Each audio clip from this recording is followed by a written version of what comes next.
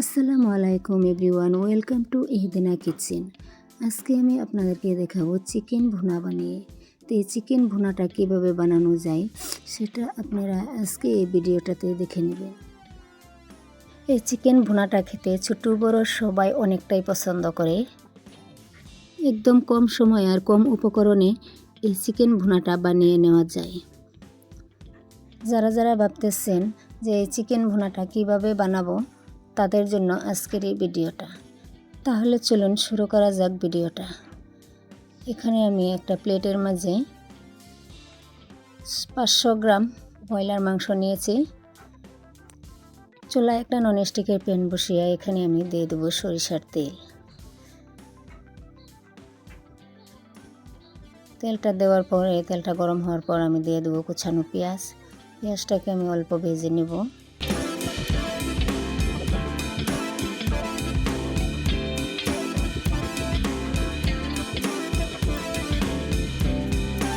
এরপর আমি দিয়ে দেব এখানে থেতো করা পেঁয়াজ। আপনারা চাইলে পেঁয়াজটা বেটেও নিতে পারেন, তো আমি থেতো করে নিয়েছি।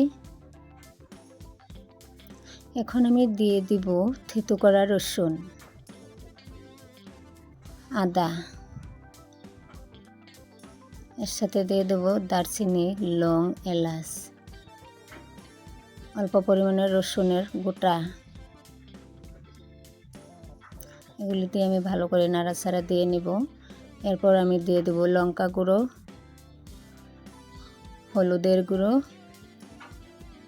আর দিয়ে দেব অল্প পরিমাণে জিরার গুঁড়ো।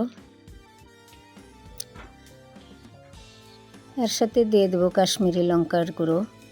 এটাতে অল্প কালার আসার জন্য আমি এই লঙ্কা গুঁড়োটা দিলাম। আর দিয়ে দেব তেজপাতা। দিয়ে আমি এখন ভালো করে এটাকে ভেজে নেব। এখন আমি দিয়ে দেব এখানে পরিমাণ মতো লবণ। লবণটা দিয়ে আবারও আমি একসাথে মিশিয়ে নিব। এখন আমি অল্প পরিমাণে এখানে জল দিয়ে দেব। মশলাটা কষানোর জন্য আমি পরিমাণ মতো জলটা দিয়েছি। এখন আমি 5 মিনিটের জন্য ঢাকা দিয়ে দেব। 5 মিনিট পর ফিরে আসলাম। তো দেখতেই পাচ্ছেন আমার কষানোটা একদমই পারফেক্টলি হয়েছে। মশলা থেকে তেলটা ছেড়ে দিয়েছে। এখন আমি এটাকে আরও ভালোভাবে নাড়াচাড়া দিয়ে নেব।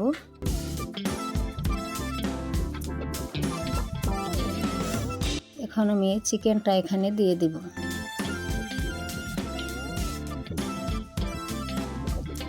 আপনারা চাইলে চিকেনটা ভেজেও নিতে পারেন, আমি চিকেনটা ভেজে নিলাম না। তো এটাকে নাড়াচাড়া দিয়ে আমি মশলার সাথে মিশিয়ে দিব। এখানে আমি বলে রাখি আপনাদেরকে, যারা যেখান থেকে ভিডিওটা দেখতেছেন ভালো লাগলে লাইক, কমেন্ট আর বন্ধুদের সাথে শেয়ার করে দিবেন। আর আমার চ্যানেলে যদি নতুন হয়ে থাকেন চ্যানেলটাকে সাবস্ক্রাইব করে দিবেন।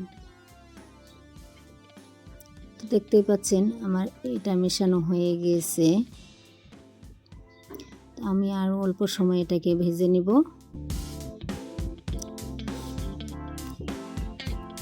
এখানে আমি কোনো পানি দেব না, পানি ছাড়া এটাকে আমি ভালোভাবে ভেজে নেব। এখন আমি এটাকে পরিমাণ মতো পানিটা দিয়ে দেব। আপনারা আপনাদের পরিমাণ মতো পানিটা দিয়ে দিবেন।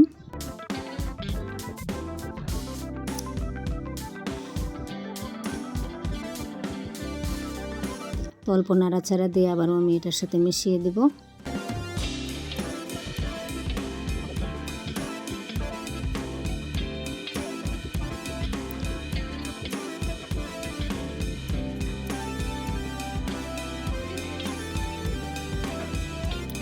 এখন আমি এটাকে একটা ঢাকনা দিয়ে 10 মিনিটের জন্য ঢেকে দেব।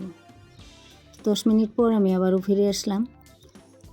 তো দেখতেই পাচ্ছেন আমার বোনাটা প্রায় 50% হয়ে গিয়েছে। এখন আমি অল্প নাড়াচাড়া দিয়ে এটাকে আমি আবারও মিশিয়ে দেব। তো এখন আমার এটা হয়ে গিয়েছে, আমি নামিয়ে নিব। একটা প্লেটের মাঝে আমি এই ভুনাটা নামিয়ে নিব। এখানের কালারটা কত সুন্দর হয়েছে, দেখতেও যেমন সুন্দর হয়েছে খেতেও বেশ অনেকটাই মজাদার হবে। তাহলে আজকের ভিডিওটা আমি এখানেই শেষ করলাম। আবারও দেখা হবে নতুন আরও একটা ভিডিওতে। সবাই ভালো থাকুন, সুস্থ থাকুন। আল্লাহ হাফিজ।